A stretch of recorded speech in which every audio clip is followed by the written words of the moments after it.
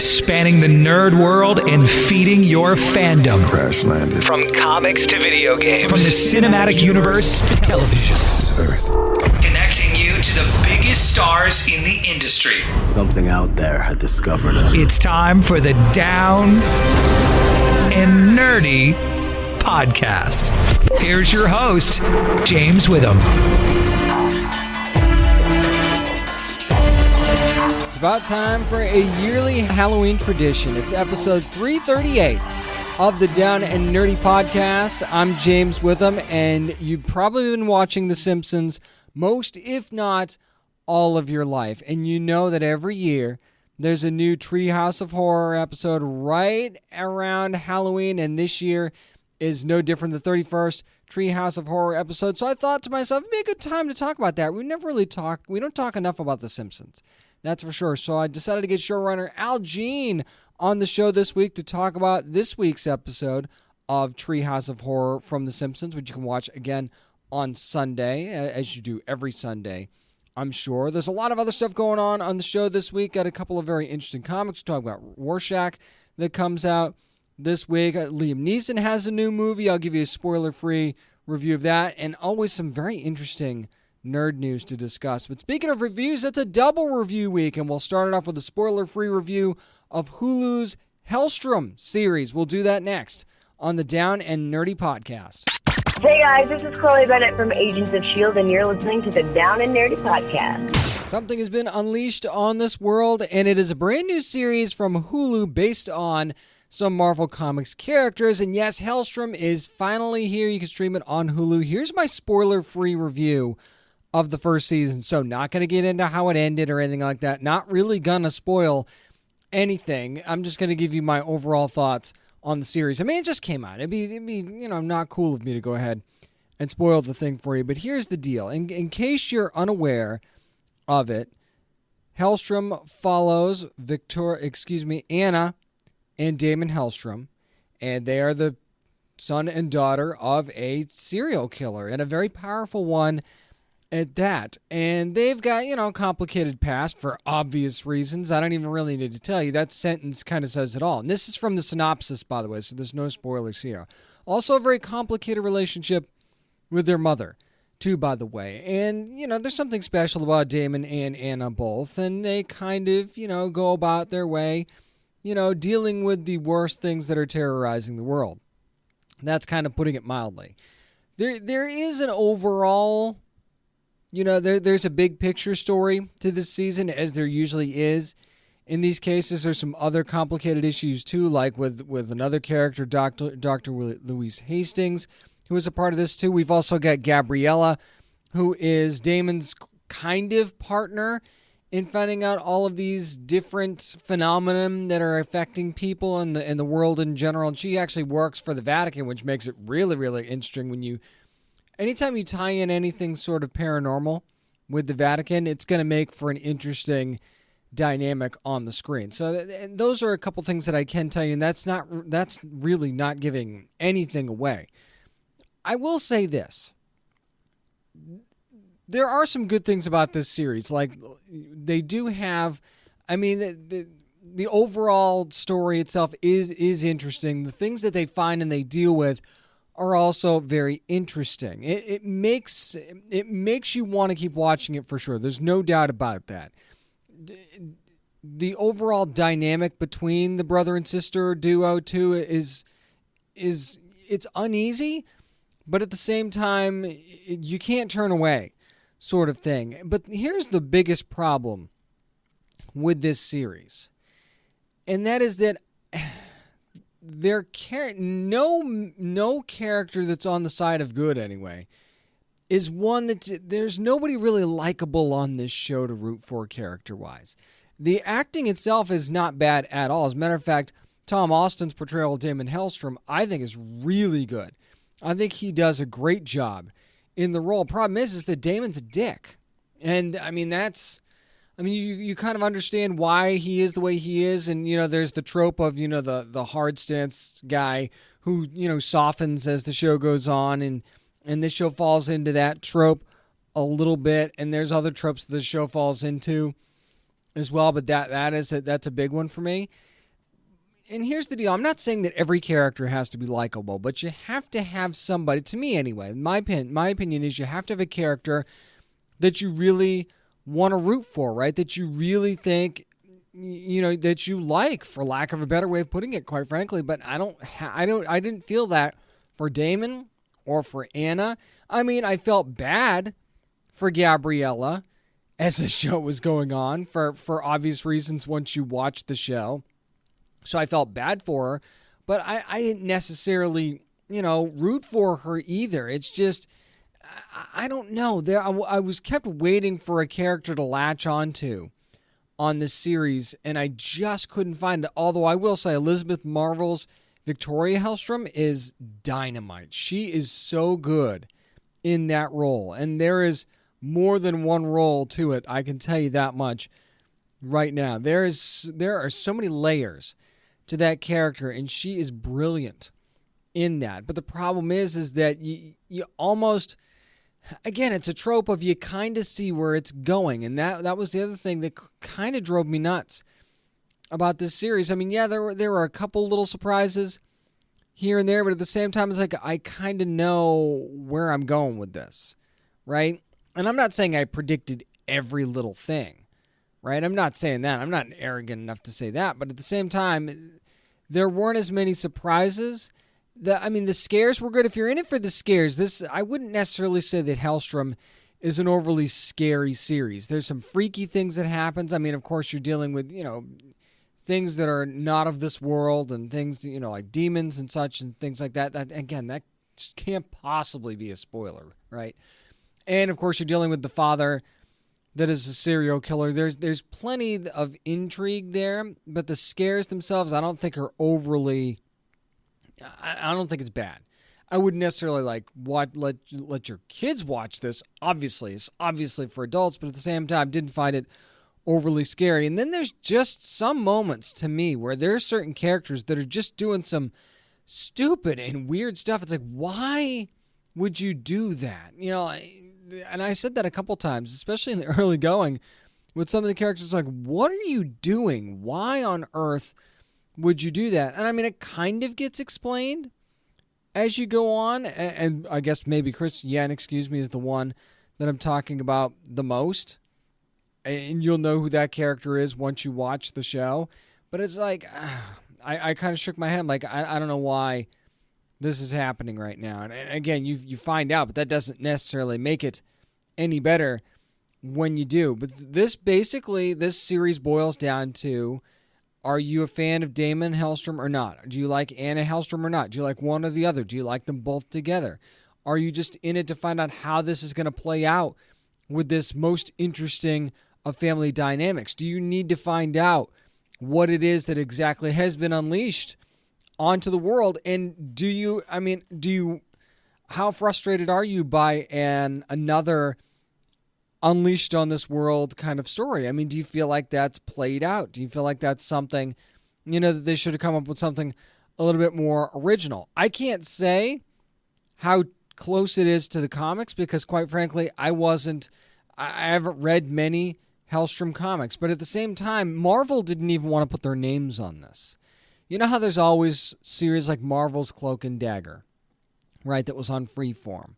Or, even Marvel's, even the MODOK series that's coming up, the animated one, Marvel put their name on that one, but for some reason, you don't see Marvel's name on this.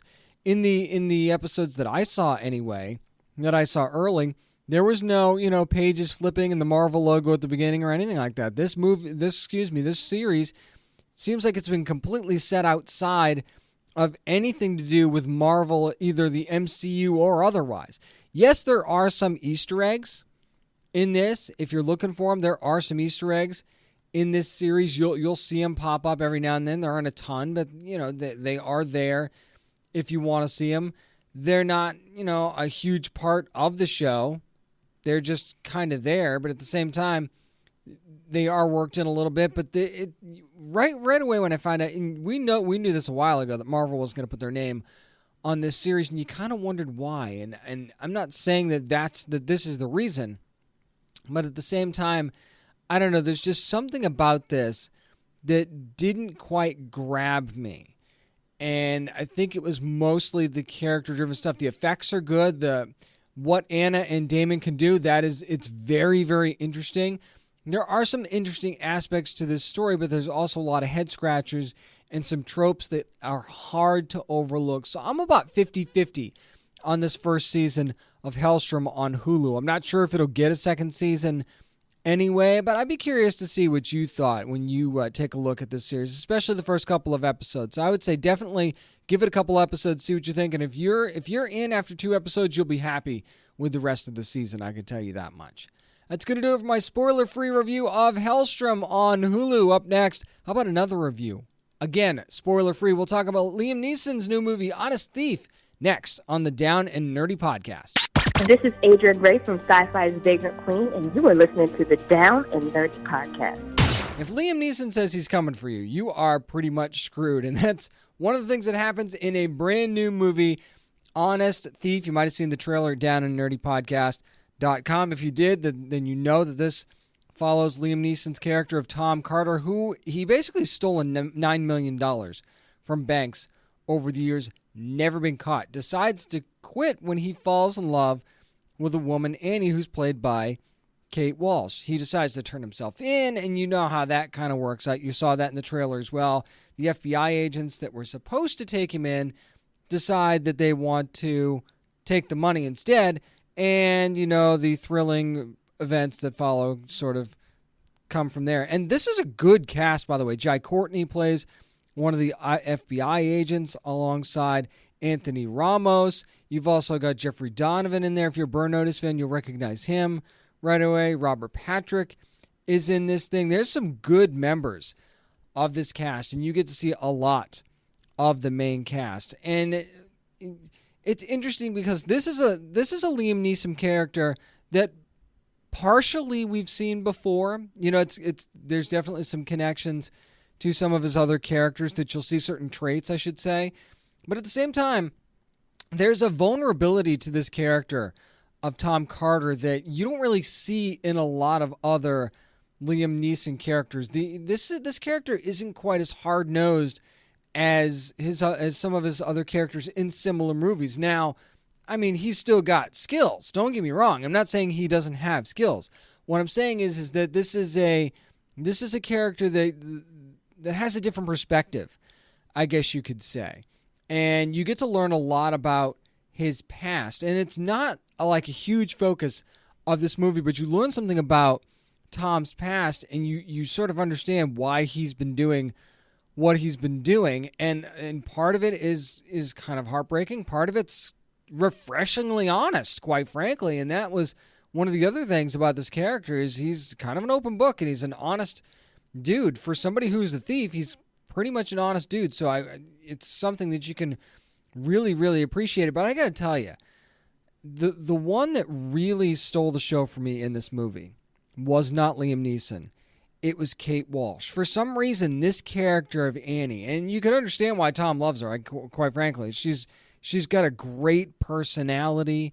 You know, she's not the helpless woman in the story, even though if you might think she is, and she's not the helpless woman in the story. I think her reactions to Tom are very realistic in every possible way, and there's just something about her. She's just got a quality that you know makes you want to, like I was saying in my review of Helstrom a couple minutes ago, she draws you in. She makes you want to root for her. She makes you, you know, every time she does something, you know, that's something that's, you know, like a big moment. You're like, oh yeah, there you go, and it's exciting because you're rooting for this woman, and you know, almost outside of the fact that she's with Tom Carter in the first place, it's almost, you know, got nothing to do with that, and everything to do with she's a strong character all on her own. And I thought that was a really, really interesting thing. And I got to tell you, Jai Courtney plays the perfect asshole kind of guy that's trying to, that's, you know, that's the cop gone bad sort of thing. What a perfect job Jai Courtney does in this role of the guy that continues to cross the line at every turn. And the way that he and his partner, Anthony Ramos, kind of play off of each other in this movie, very, very interesting. And that is another great part about this movie, because their partnership, too, makes you constantly wonder what's going to happen as things play out. Now, I will say that there's not quite as much action as you would think in this movie, but when it's there, it's certainly on point. There's a lot of very smart decisions that get made throughout the course of this story, too, and most of them involve Liam Neeson's character of Tom. It's just the intelligent things that this character does is, I mean, you almost got a slow clap for it. It's like, yes, brilliant, well done, very well done, yes. And the one weird character to me, though, that I couldn't quite peg was Jeffrey Donovan's character, who also plays one of the FBI agents. He's a very odd guy. That's the only way I can really describe him. He's just a very odd dude, and I can't quite...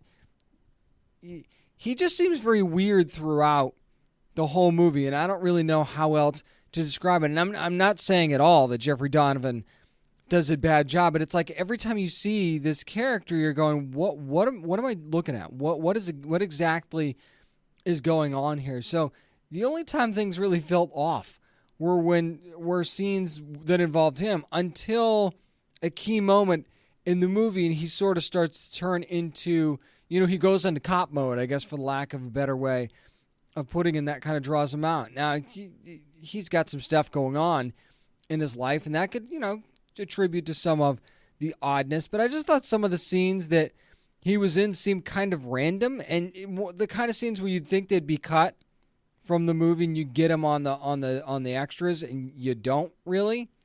So yeah, I'm just saying he was very weird, but that's okay. That kind of thing happens sometimes, quite frankly. But again, this movie, there were a lot of smart choices in it. It's a great, just like a B movie action thriller type thing. Is it like as good as some of Liam Neeson's other movies? No, but I got to tell you, there's a lot of good character work here. The story's interesting. There's a lot of, I think, true-to-life stuff, quite frankly, that happens in this movie as well. And there's a lot of good things about this that would make you, I mean, this is a movie that, however you want to see it, whenever you want to see it, is definitely worth your time. From Open Road Films and Briarcliff Entertainment. Honest Thief, starring Liam Neeson, Kate Walsh, Jai Courtney, and a host of others, is available now in a theater near you, should you have one open, and should you want to go to the theaters. Of course, video on demand will be an option at some point as well. It's going to do it for my spoiler-free review of Honest Thief, starring Liam Neeson. Up next, going to be talking to Al Jean, showrunner for The Simpsons, about the big Treehouse of Horror episode that's coming up this weekend. That's next on the Down and Nerdy Podcast. This is Ryan McPartland from LA's Finest, and you're listening to the Down and Nerdy Podcast. So it's a Halloween tradition, I know in my house, and I'm sure about houses across the world. The Simpsons Treehouse of Horror 31 is going to happen Sunday, October the 18th at 8 o'clock, of course, on Fox. And I thought to myself, who better to talk about The Simpsons, Treehouse in general, than the showrunner for the show. He's been a part of the show for a long, long time. It's Al Jean. Al, pleasure to talk to you. How you doing? Excited and can't wait for Halloween. Yeah, you and me both. You and me both, my friend. So, I mean, let's talk about the show for a second. I mean, it's entering its 32nd season. You've been a part of nearly 700 episodes of this show yourself, and movies and specials and other things.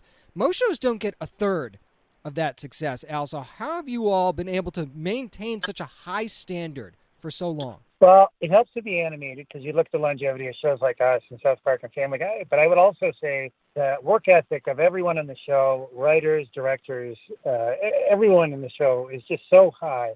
You're doing something special with The Simpsons. It's going to be seen for a long time. So you really, really want to make it good. And I think this year's Treehouse is going to be remembered among the best. So, Al, this is the 31st Treehouse of Horror. Of course, Halloween happens on October 31st, so I know you guys are pulling out all the stops for this one. How much planning actually goes into just one Treehouse episode every year? There is so much. And we have a CGI Pixar parody in this one that is, one of the most elaborate segments we've ever done. The other two are into the Homerverse and a time loop sort of parody of Edge of Tomorrow and Messing Doll, a Russian doll. And we worked so hard on the scripts, and then the animators, headed by director Tim Bailey, not Tim Bailey for the show, the animators knocked themselves out. I actually wanted to ask you about the parodies that you're going to be doing this year for the episode. You mentioned quite a few of them there. So how do you all kind of decide which stories that you'd like to give your own Simpsons Treehouse of Horror treatment to?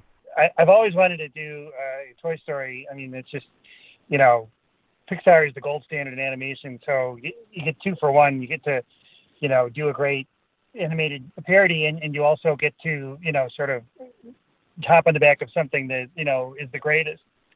So it looks great, and it's also funny. So does being with Disney give you a little bit more freedom in that regard, because you can literally just basically go to their door and be like, hey, can we do this now? To be honest, we started these when we were sort of not part of Disney officially, so there hasn't really been any difference. When we, became part of Disney, certainly, they didn't have to worry that we'd get sued by Pixar or sued by Marvel. Sure, there's that, yeah. Yeah, that's a big plus. But in terms of what they let us do or what we do or the, tone we have, it's been the same. So there's actually been so many great Treehouse of Horror moments over the years. I mean, Kang and Kodos as president, the evil Krusty Doll's been one of my favorites for many, many years. There's a ton more. Do you have a favorite or two over the last 3 decades that you can share? Yes, I do. And they're more recent ones. I mean, I love the original ones, but I loved the Charlie Brown satire that was in Treehouse 19. Yes. I thought that was, it used to be really hard to clear the music, honestly. And the Vince music, I mean, we were able to clear it, so I thought that really, gave it a step up. And then I loved the Kubrick parody that we did in Treehouse 25. Or after we did it, we were satirizing all his work. We heard that he was a huge Simpsons fan, which I never knew when he was alive, that he would get tapes of Simpsons and Seinfeld to watch in England. And I'm like, oh, if only we'd known, we could have tried to get him on the show. That would have been, I mean, he's the best, one of the greatest top 3 directors that ever lived. No doubt about it. Now, did you guys know from the very beginning that this was going to kind of be an annual thing, or was it like a fan response type thing, or just wow, these episodes do really well, maybe we should just do this every year? Well, it was partly the response, and then the other thing was, ironically, after we did Treehouse 3 in season 4, which I worked on, I was like, oh, I don't know if we'll be able to do these every year. They're so strenuous. And of course, we are literally 30 years later still doing them. And I think that, again, you get twofers. You get these great plots, and you also just get this knockout animation. And, Halloween is my favorite holiday because, there's no pressure on you. There's no, person saying, oh, you ruined Halloween. It's like it's the holiday that's right, cool. Right. I can just give you the name of the director of this year's is Steve Moore. I was thinking ahead to a year from now. So Steve Moore director. Very nice. Yeah. And it was written by Julia Prescott. Is it the kind of the love of Halloween that you have and other people that have been working on the show that have made this so successful and made you guys dive into so many different stories? Yes. It's a few things. There are literally, trends that I can see that have occurred in the 30 years we've been on. Halloween has definitely just become bigger and bigger as a holiday, as other holidays, like Columbus Day. Right, exactly. To zero.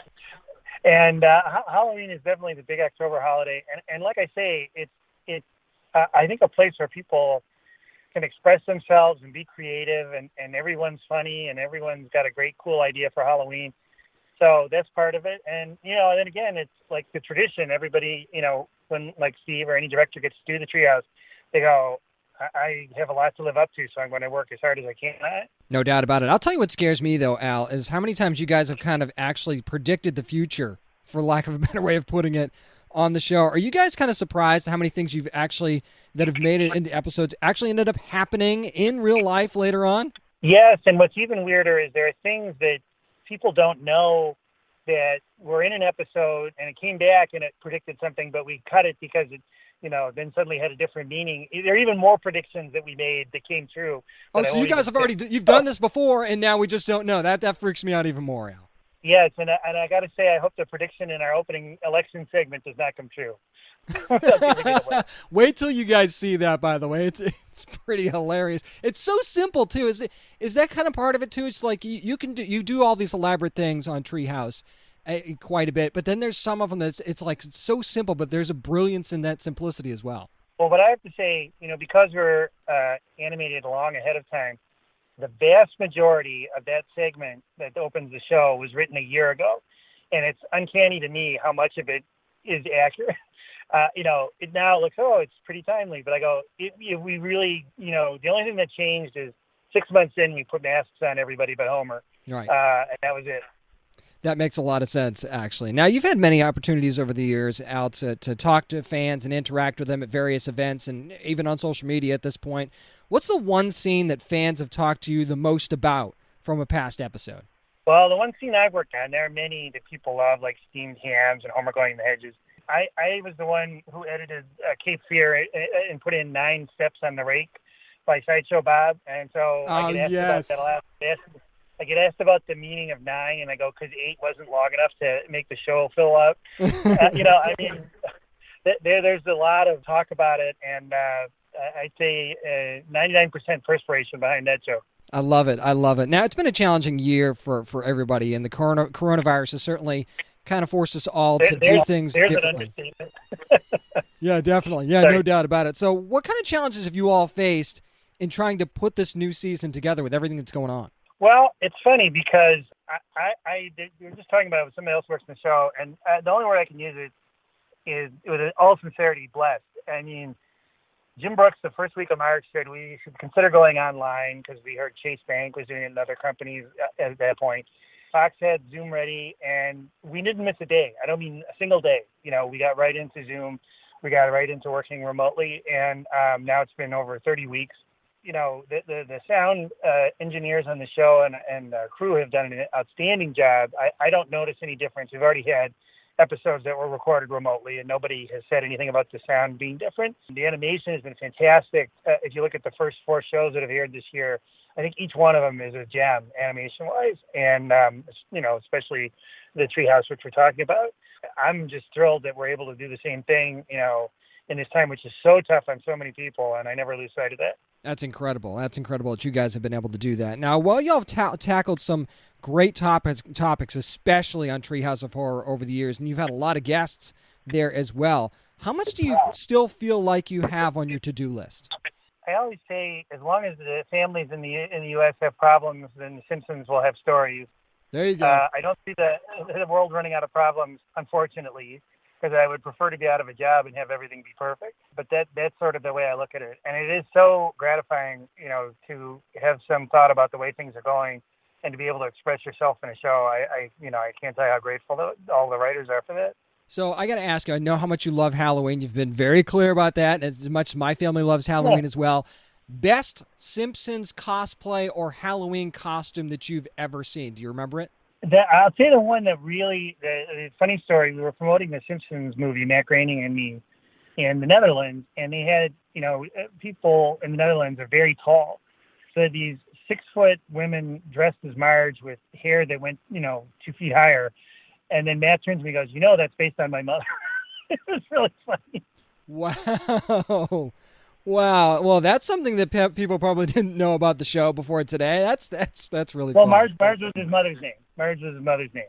Homer was his father's name. Although I should say, his parents were not Homer and Marge as we know them. Especially his dad is, was no Homer. He was a very smart guy. Oh, Homer's a one-of-a-kind individual. We know that, Al. Don't worry. All right, so before I let you go, there's been a lot of Simpsons merchandise over the years. I still have some stuff that I've collected over the years myself. So what's the strangest thing that you've either seen or that you actually own from the show? Well, my favorite merchandise is from Treehouse 13. It's the Island of Dr. Hibbert playset. But the strangest thing was when we were in Barcelona, my wife discovered Bart Simpson rolling papers, which we bought but never used. So I was surprised to see that. Wow. They were not on. I mean, the joke is that they'll put the image on anything, but I got to tell you, I didn't see that one coming. Neither did we, but they exist. That's amazing. That's amazing. Wait till you guys see everything that's happening this year on Simpsons Treehouse of Horror number 31. It's going to air Sunday, October the 18th at 8 p.m. on Fox, and it's just such an amazing pleasure to talk to a guy like this. It's Al Jean. Thank you so much for joining me this week. Thank you again. I want to thank Director Steve Moore of this episode. Could not have done a better job.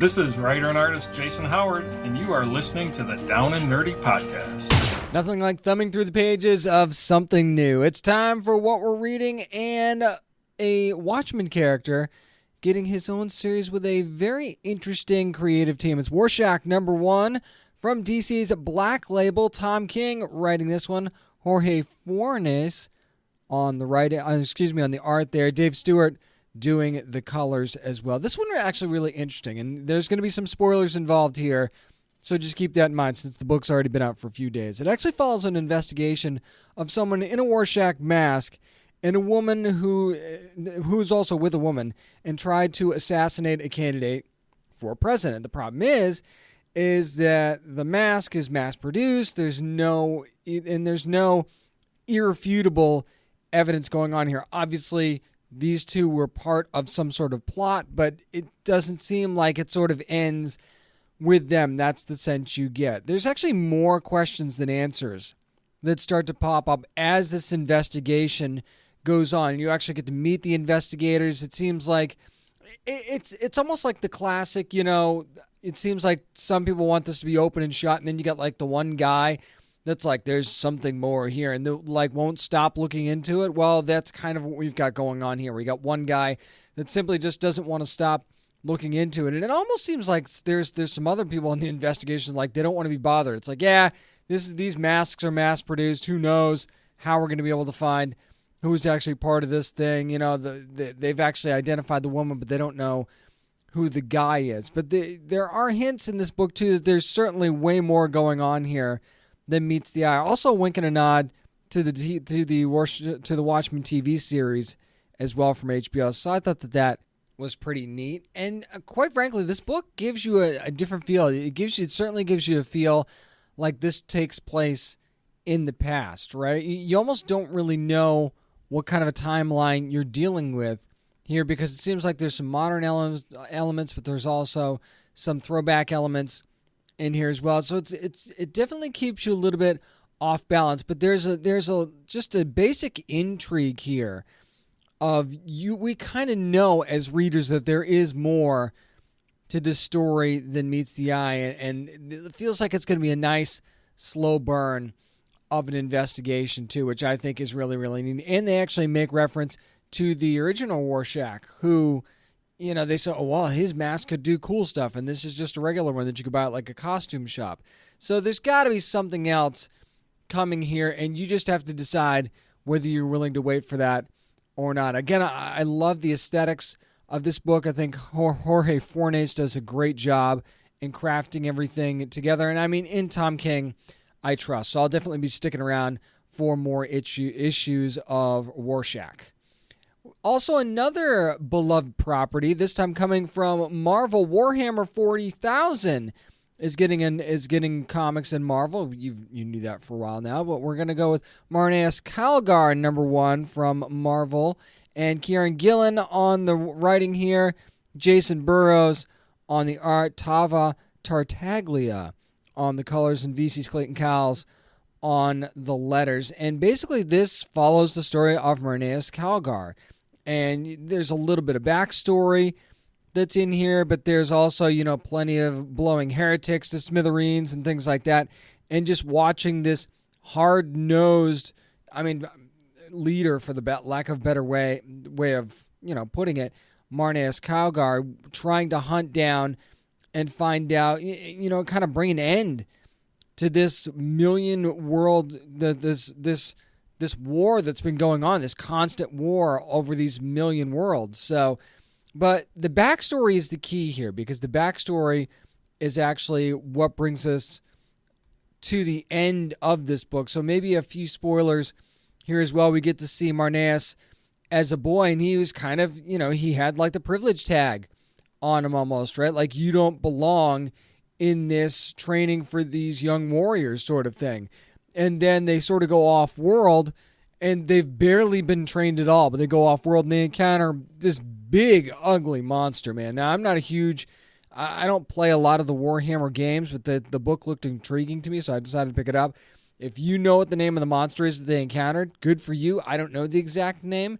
All I do know is that there's sort of a callback to that at the end of this first issue. Now, what that means going forward, we'll have to wait and see, because there's obviously a huge gap between Marneus in the present and in the past that was presented in this book. But I mean, there's a lot of action here. If you're in it for the action, you're going to get a lot of that. I mean, if fans of the game, maybe this isn't necessarily tailored to you. I think this is very new reader friendly. You can kind of jump in and not really be lost here, because it's pretty basic as to what is going on for the most part. The character designs are really, really cool. We even get some maps thrown in here as well, which I thought was really, really neat. So for anybody that's new, you kind of get an idea of what's going on and where. So I did kind of love that they threw that in there. But, there's also some elements in here that I'll admit that I probably didn't appreciate as much, because I wasn't, a huge player and fan of the game. So I certainly understand that maybe I can't rate this fairly. But you could also say, this isn't necessarily just for people who play Warhammer 40,000. This is also for people who just think, hey, this looks like a cool book, and I'm going to go ahead and pick this up. You're never going to pigeonhole yourself and say, I'm making a comic only for people who like to play this game. That's just not how Marvel operates. So I think that it's there's, like I said, it's a very basic story. You clearly know where things are going. And action-wise alone, I'll at least stick around for the next issue to see how what happens in the end of this first issue sort of carries forward into the second, and how Marneus reacts to this whole thing, and maybe we get a little bit more details, especially for new readers. So I'll stick around and see where this thing is going. But I mean, plot-wise, pretty simple. Not sure that it's, just the action is worth sticking around for. We'll have to wait and see. That's going to do it for what we're reading. Up next, not a lot of nerd news, but we'll tackle the biggest stories up next. I'm James Witham, and this is the Down and Nerdy Podcast. This is writer Stephanie Phillips, and you're listening to the Down and Nerdy Podcast. No time but the present to look towards the future. It's time for nerd news. And before I get to DC Comics' future, I just want to let you know, yes, I am aware of the reports that are out there saying Tobey Maguire and Andrew Garfield, rumor killer, not going to be cast in Spider-Man 3 as a follow-up to last week's story. I saw that. Nothing's been confirmed or anything like that yet, so not going to really dive into that. Also not going to dive into the story that Tatiana Maslany has kind of walked back and denied that she's been cast as She-Hulk for the Disney Plus series. So there's a lot of rumors out there. Look for updates on our social media pages and down on nerdypodcast.com. Something that has been confirmed, and this has kind of been going back and forth after everything that happened with Dan DiDio, and, is 5G still going to be happening, and all this other stuff. Well, DC has finally announced what they're going to be doing starting in January, and it's going to be a big 2-month event called DC Future State, and it is a line-wide event. New heroes, new supervillains, but also classic heroes and villains in different roles in this future state. And DC describes it as DC's world's greatest heroes and fresh new roles with all new characters taking up their iconic mantles, like Luke Fox being Batman, for example. That is one thing that it looks like we will see. But I'll tell you one thing that I saw more than anything else before, and I'm not going to dive into absolutely every book or anything like that. I'll try and put up a full list at downandnerdypodcast.com for you to go look at. And some of these character designs for these newer characters are pretty awesome. Like for the Flash, I love the design for the Flash. I really, really do dig the bat suit for the John Ridley book that's going to be coming up. I think that that's very cool. I think what they did with Wonder Woman was pretty neat as well. But here's the deal. It's going to be a 2-month line-wide event. I'll talk about the creative teams here too in just a second. And come March of 2021, the regular DC lineup actually resumes, and it will continue existing storylines from 2020. So what we're going to get here is we're going to get some monthlies. We're going to get twice monthly oversized anthologies. We're also going to get some scheduled miniseries and one-shots out of this deal. Now, what we're talking about is we're talking about Future State, The Next Batman, Future State Dark Detective.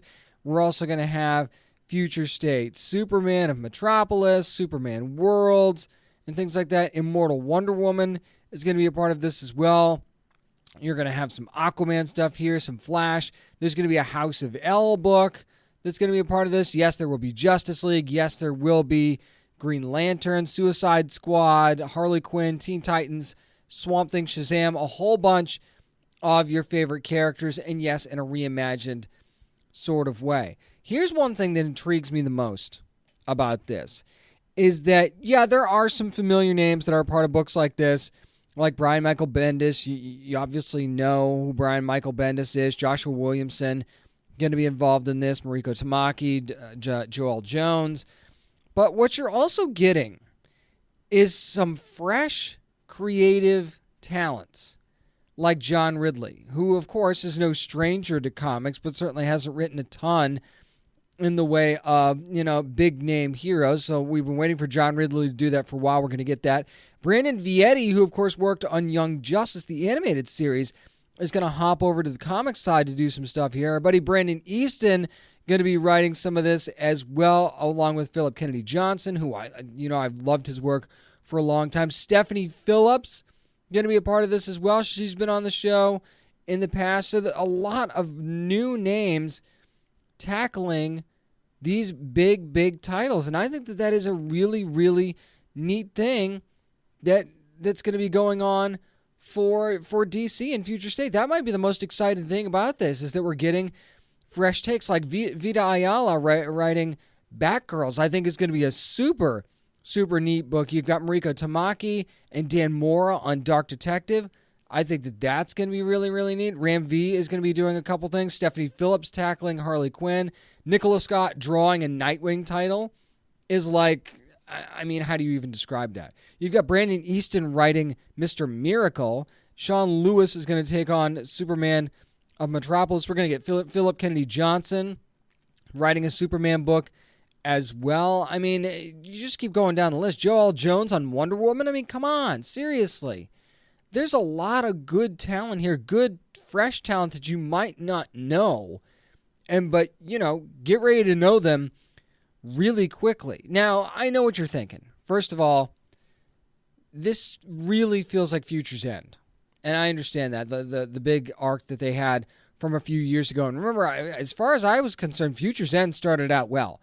And it really started to trail off about a quarter of the way through. That's when they sort of lost me on Future's End. But this one's not going to be going on as long as Future's End. I also hear what you're saying about, this kind of feels like when Marvel tried to do all new, all different. Well, you could maybe say that, but you've also got the classic heroes aren't gone. Not all of them anyway. They haven't disappeared, right?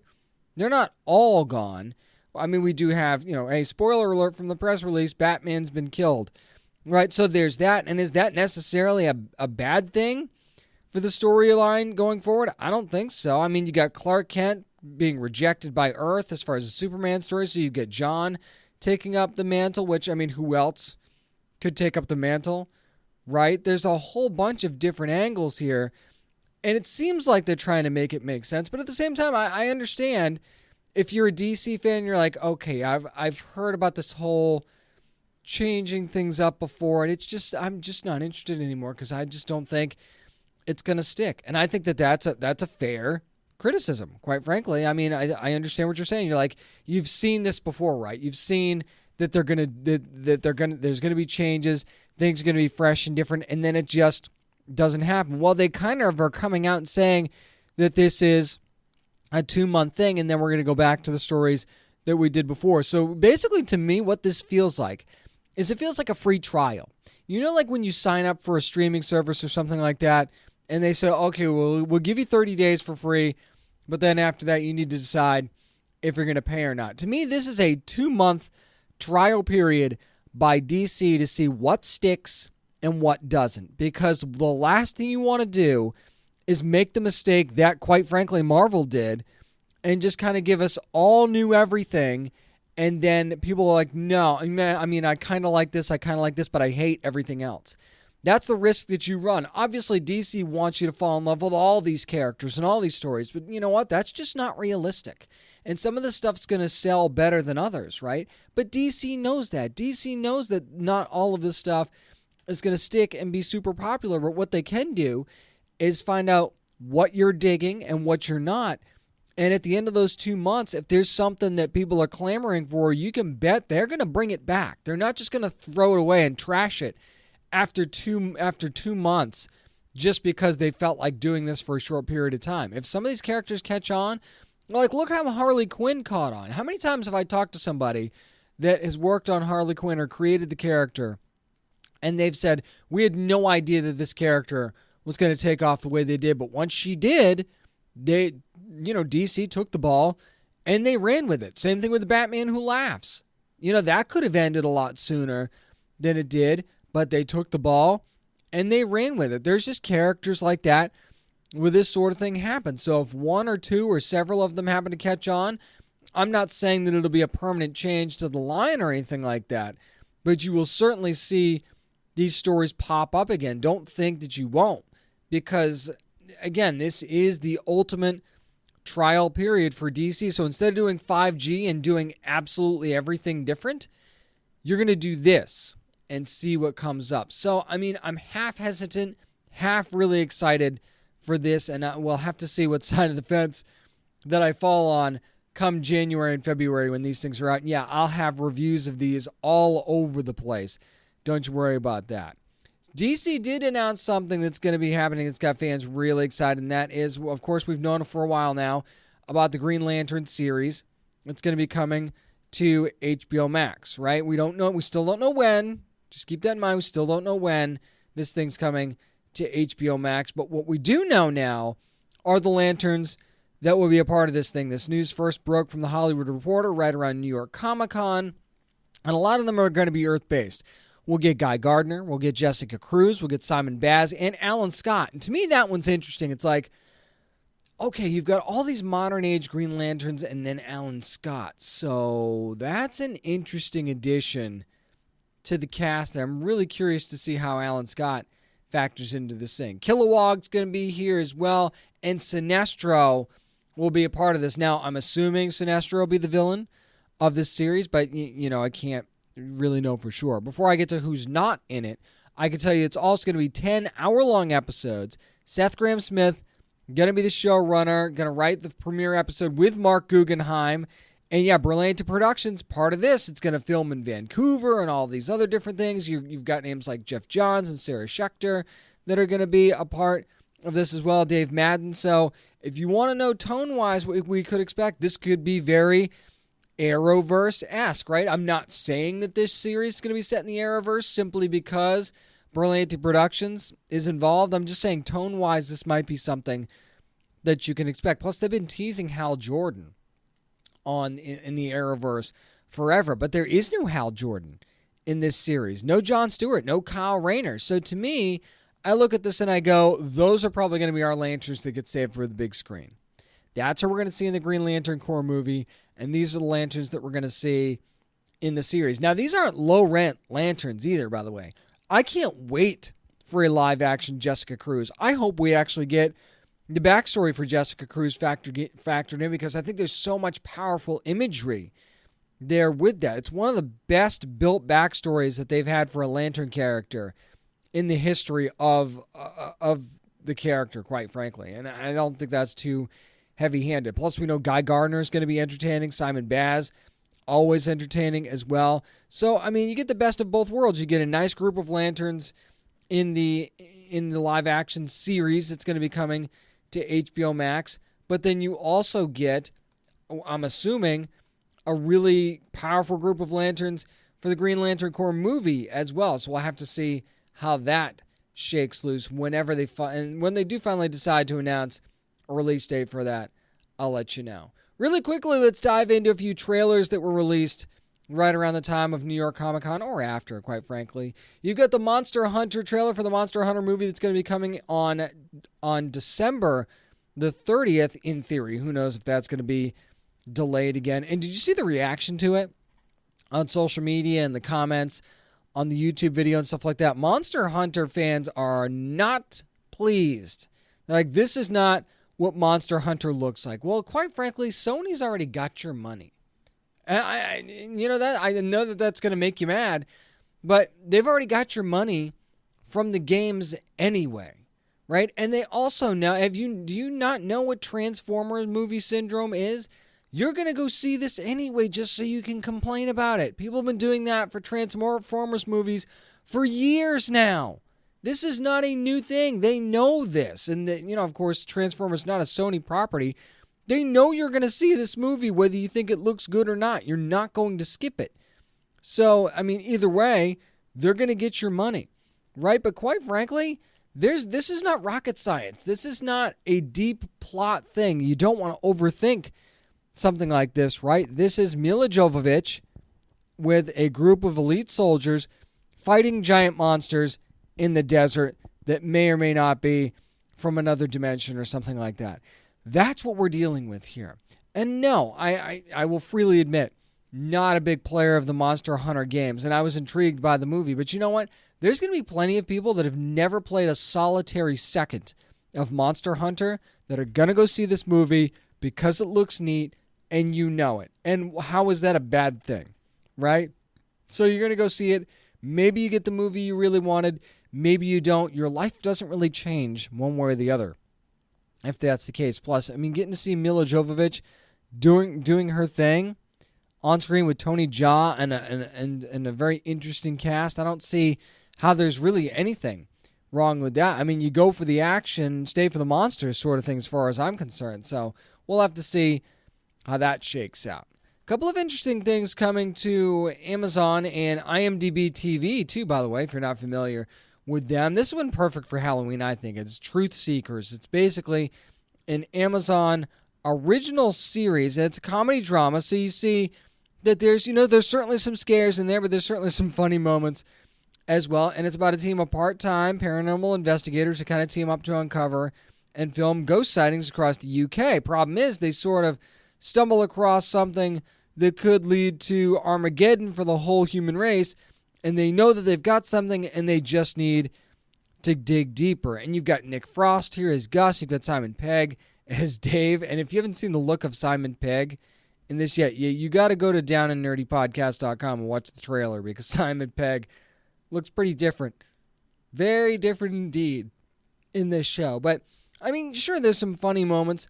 There's some interesting scares. It seems like the story goes somewhere that's pretty neat. So, I'm up for this. I don't know if you're up for this, but I'm certainly up for this. And I think that it's going to be... I just think that this one has a chance to be funny, but also really interesting at the same time. And that one going to be coming out right before Halloween, actually the same day as another very popular series that will be on Disney+.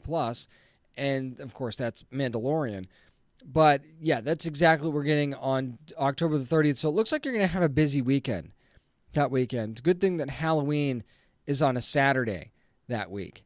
So here's the deal. Here's another one. This one coming to IMDb TV on November the 13th. And it's a show called Alex Rider. And, yes, it is based on the best-selling novel phenomenon from Anthony Horowitz. 20 million copies of this thing. You're going to be looking forward to this. It's basically, follows the character of Alex Rider. He's a London-based teenager. He's kind of been trained since childhood to be a spy, for lack of a better way of putting it. And you see right in the beginning of this trailer that the kid's got skills. You just look at the trailer. But, again, you see from the trailer that, his uncle's died under some sort of mysterious circumstances. And now he has to figure out who his uncle really was, first of all. And second of all, who it was that was responsible for his death. And if you look at this, there's so many different settings for this.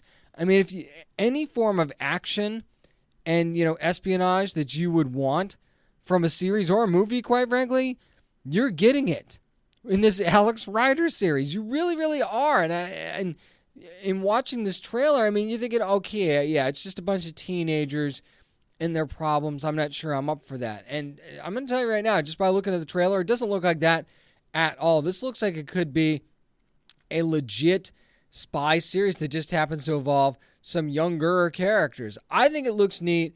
I can't wait to check it out on November the 13th on IMDb TV. That is Alex Rider. Really quickly, you want to speak it? Again, this is another one. Don't overthink it, right? Don't overthink it. It's the movie Jiu-Jitsu. The first trailer for that actually dropped on IGN first. IGN also had the Monster Hunter trailer first as well. This thing coming out on November the 20th, and it is basically about a elite group of martial artists that are tasked to fight an alien that comes down every so often to Earth.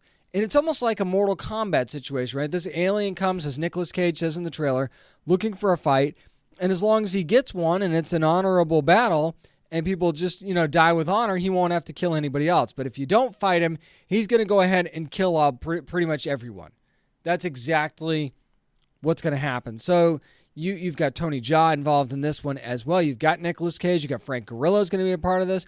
Alain Moussi is going to be a part of this as well. I mean, these are very accomplished martial artists anyway, and they're going to be acting not just as, and these are, some very famous stunt people as well, are going to be in front of the camera in this movie. And quite frankly, you look at the martial arts in this movie, you don't get martial arts crossing with sci-fi very often. Not well done anyway, but this one looks pretty freaking well done. And again, don't overthink the whole thing.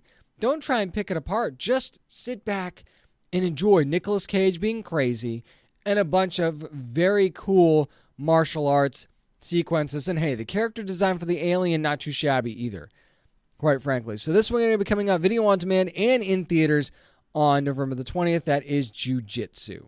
That's going to do it for this week's edition of the Down and Nerdy Podcast. Again, thanks to Al Jean, by the way, showrunner for The Simpsons, for jumping on and talking about Treehouse of Horror 31, which you can see Sunday night, 8 o'clock on Fox. It's a yearly tradition around Halloween. I cannot wait for you guys to see it. Go to downandnerdypodcast.com if you ever want more from the show. Find the trailers, any of the stories that we talked about. Maybe you want to see some of the art from DC Future State. I'll have that up there at some point as well at downandnerdypodcast.com. Also follow along on social media at downandnerdy757 on Twitter and Instagram, and at downandnerdy on Facebook. Remember, you never have to apologize for being a nerd, so let your fan flag fly and be good to your fellow nerds.